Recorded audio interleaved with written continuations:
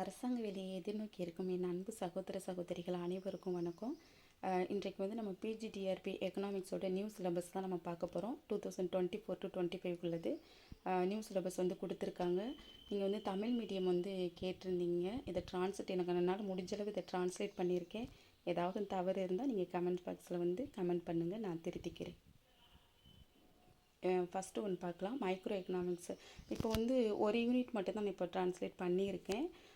அதாவது வந்து ஓல்டு சிலபஸில் வந்து எப்படி இருக்கும் அப்படின்னா 19 யூனிட்ஸ் இருந்தது. இப்போ வந்து 10 யூனிட்ஸாக கொடுத்துருக்காங்க. இப்போ மைக்ரோ எக்கனாமிக்ஸ் அப்படிங்கிறதே வந்து 4 யூனிட் கொடுத்துருந்தாங்க. போன ஓல்டு சிலபஸில் வந்து இருக்கும். இப்போ theory of consumer behaviour, theory of producer behaviour, theory of markets, அப்புறம் வந்து ஃபேக்டர் ப்ரைஸிங் அப்படின்னு சொல்லிட்டு 4மே தனித்தனி டாப்பிக்காக இருந்தது, தனித்தனி யூனிட்டாக இருந்தது. இப்போ வந்து அந்த 4மே சேர்ந்து ஒரு யூனிட்டாக கொடுத்துருக்காங்க. கொஞ்சம் மட்டும் ஒரு சில டாபிக் மட்டும் இன்க்ளூட் பண்ணியிருக்காங்க, எல்லாமே இன்க்ளூட் பண்ணலை. இப்போ வந்து நியூ சிலபஸ்க்கும் ஓல்டு சிலபஸ்க்கும் வந்து ரொம்பலாம் டிஃப்ரெண்ட் கிடையாது. ஒரு 20 to 25% தான் இன்க்ளூட் பண்ணியிருக்காங்க. அந்த 10th யூனிட் மட்டும் உங்களுக்கு வந்து புதுசாக வந்து 10th யூனிட் மட்டும் கொடுத்துருக்காங்க.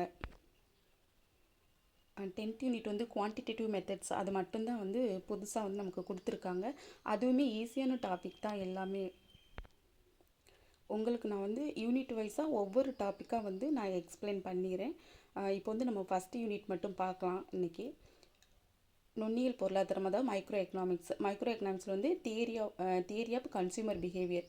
இதில் என்னென்ன டாபிக் இருக்குது அப்படின்னா, நுகர்வோர் நடத்தை கோட்பாடு, எண்மான மற்றும் வகைமான அணுகுமுறைகள், வெளிக்காட்டு விருப்ப கோட்பாடு, அப்புறம் வந்து கிக்ஸின் திருத்தி அமைக்கப்பட்ட தேவை கோட்பாடு, நவீன பயன்பாடு, அப்புறம் தெரிவு ஆய்வின் இடர் மற்றும் நிச்சயமற்ற தன்மை, தேவை நெகிழ்ச்சி, நுகர்வோர் உபரி.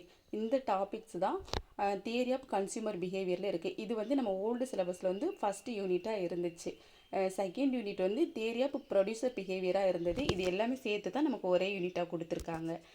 இதில் என்னென்ன இருக்குன்னா, உற்பத்தி சார்பு, மாறும் விகிதாச்சார விதிகள் மற்றும் உற்பத்தி அளவு விளைவு விதிகள். அப்புறம் வந்து காப் டெக்லஸ் உற்பத்தி சார்பு, மாறா பதிலீட்டு நிகழ்ச்சி உற்பத்தி சார்பு, அதாவது சிஇஎஸ் அதில் கொடுத்துருக்கோம். சிஇஎஸ் அப்படின்னா கான்ஸ்டன்ட் எலாஸ்டிசிட்டி ஆஃப் சப்ஸ்டியூஷன்.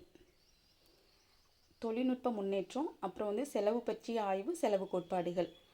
இது வந்து ப்ரொடியூசர் பிஹேவியரில் வரும்.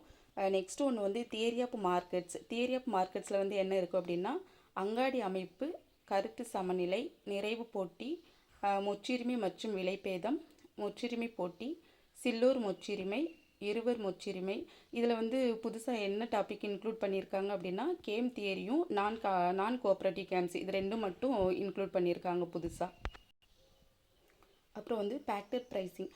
இந்த ஃபேக்டர் ப்ரைஸிங்கில் என்னென்ன டாபிக் இருக்குது அப்படின்னா, இறுதிநிலை உற்பத்தி திறன் கோட்பாடு, அப்புறம் வார கோட்பாடுகள், இது வந்து கூலி கோட்பாடு, அப்புறம் வட்டி மற்றும் லாப கோட்பாடுகள், பொது சமநிலை கோட்பாடுகள். இது எல்லாமே வந்து ஃபேக்டர் ப்ரைஸிங்கில் வந்துடும்.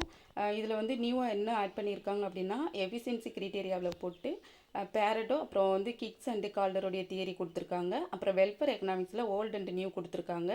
அப்புறம் எக்கனாமிக் இன்ஃபர்மேஷன், இது மட்டும்தான் நியூவாக வந்து உங்களுக்கு ஆட் பண்ணியிருக்காங்க.